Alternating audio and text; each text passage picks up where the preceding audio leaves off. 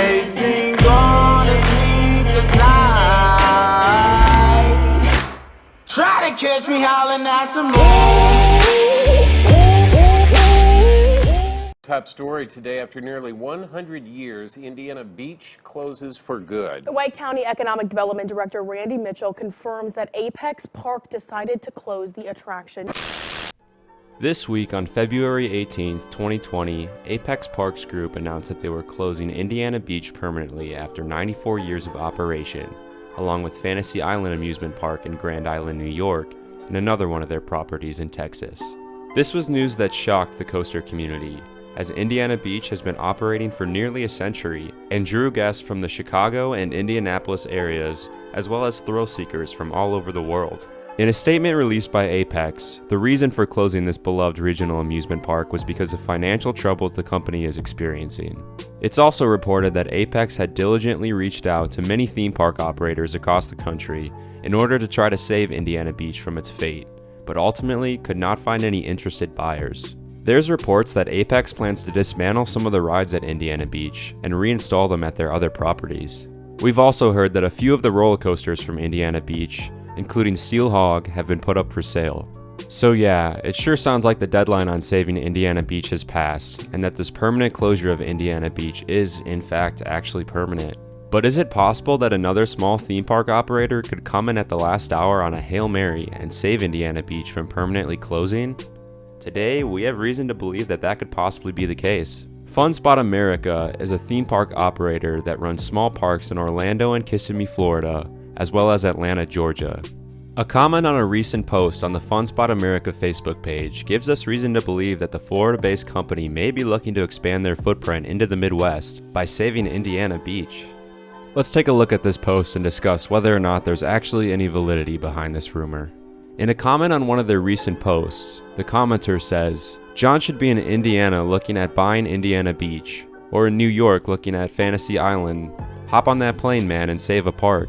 John is of course Fun Spot CEO John Airy Jr., the face and owner of the Fun Spot Parks. The Fun Spot America Facebook page responds by saying, "Actually, he did leave the studio on a plane to Indianapolis, currently 30 minutes from landing, winky face." The original commenter comments back, "Fingers crossed," and Fun Spot America responds with the fingers crossed emoji. So let's break this down. Fun Spot America purchased their Atlanta location just 3 years ago, and have been on the record saying that they're always looking around for expansion opportunities. On top of that, they've been heavily investing in their own parks over the past several years, and have been putting up significant attendance numbers year over year because of it. Now, this could just be the person running the social media account blowing smoke in order to make the coaster enthusiasts happy, but I don't really think that's the case here. Fun Spot is another one of these family-owned chains, and I'm sure that a close colleague of John is running their social media accounts. I think it's almost certain that a meeting between Fun Spot and Apex to potentially buy Indiana Beach actually happened, and fingers crossed it went well. In my opinion, it would be a win-win-win situation for Apex, the Indiana Beach community, and Fun Spot if this deal were to go down.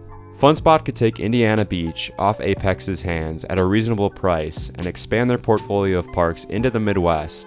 Indiana Beach gets saved from extinction and gets another family-owned operator that is sure to respect the rich tradition of the park. And Apex gets a nice financial kickback so they can focus on their other parks.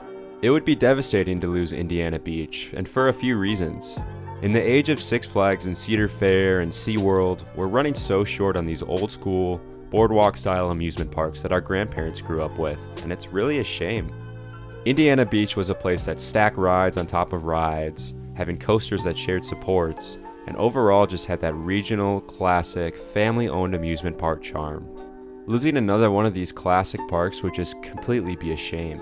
Also, I never had the opportunity to visit the park. Living in Milwaukee and Chicago for the majority of the time I've been a coaster enthusiast, it was always a park I'd pass by and figured I'd get to it one day or another.